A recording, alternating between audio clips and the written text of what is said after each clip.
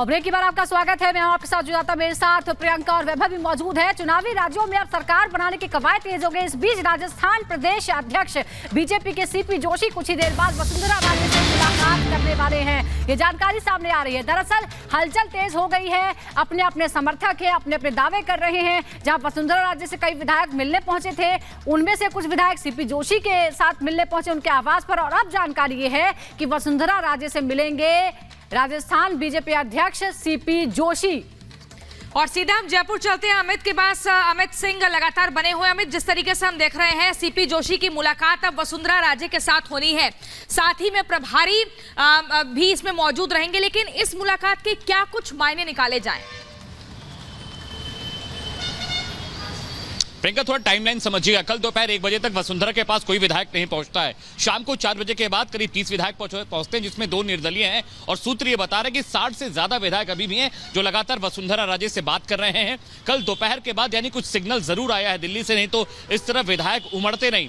दूसरा बड़ा अपडेट यह है कि अरुण सिंह सीपी जोशी अभी बीजेपी दफ्तर में है, वो वसुंधरा राजे से मिलने के लिए किसी भी वक्त जा सकते हैं। ये दोनों जो इंसिडेंट है, इसका मतलब समझिएगा। भले ही आवाज उठ रही थी कि वसुंधरा राजे मुख्यमंत्री नहीं होंगी, तमाम बड़े चेहरे हैं, चाहे जोशी हो, चाहे इसमें और भी तमाम नेताओं का, बालकनाथ का नाम सामने आ रहा था, सीपी जोशी का आता, शेखावत का नाम सामने आ रहा था, ओम बिरला तक का जिक्र हो रहा है। लेकिन समझिए, वसुंधरा राजे राजस्थान की सियासत का सबसे बड़ा चेहरा है। 50 से ज्यादा रैलियां की हैं, 2 बार मुख्यमंत्री रही हैं, और जिस तरह से पार्टी कैडर काम करता है उसका एक बहुत बड़ा अनुभव रहा है। तो बीजेपी नहीं चाहेगी किसी नए चेहरे को कमान देके, ताकि पार्टी में टूट हो। और अगर पार्टी की में टूट होती तो जो सचिन पायलट और गहलोत के बीच विवाद था, कांग्रेस पार्टी खत्म हो गई। और जो रिजल्ट है वो बताते हैं कि जब अंदरूनी लड़ाई शुरू होती तो पार्टी खत्म हो जाती है। बीजेपी शायद इसको बचाना चाहती है, क्योंकि वसुंधरा राजे के नाम पर सभी की सहमति हो सकती है, जमीन से जुड़ी नेता है, और 50 से ज्यादा रैलियां की, जिन कुल मिलाकर केंद्रीय नेतृत्व को भी पता है कि स्थितियां आगे बहुत ज्यादा सुचारू रूप से चलती रहे, इसीलिए फैसला जो है। प्रियंका, थोड़ा टाइमलाइन समझिएगा। कल दोपहर 1 बजे तक वसुंधरा के पास कोई विधायक नहीं पहुंचता है। शाम को 4 बजे के बाद करीब 30 विधायक पहुंचते हैं, जिसमें 2 निर्दलीय हैं। और सूत्र ये बता रहे हैं कि 60 से ज्यादा विधायक अभी भी हैं जो लगातार वसुंधरा राजे से बात कर रहे हैं। कल दोपहर के बाद यानी कुछ सिग्नल जरूर आया है दिल्ली से, नहीं तो इस तरह विधायक उमड़ते नहीं। दूसरा बड़ा अपडेट यह है कि अरुण सिंह सीपी जोशी अभी बीजेपी दफ्तर में है, वो वसुंधरा राजे से मिलने के लिए किसी भी वक्त जा सकते हैं। ये दोनों जो इंसिडेंट है, इसका मतलब समझिएगा।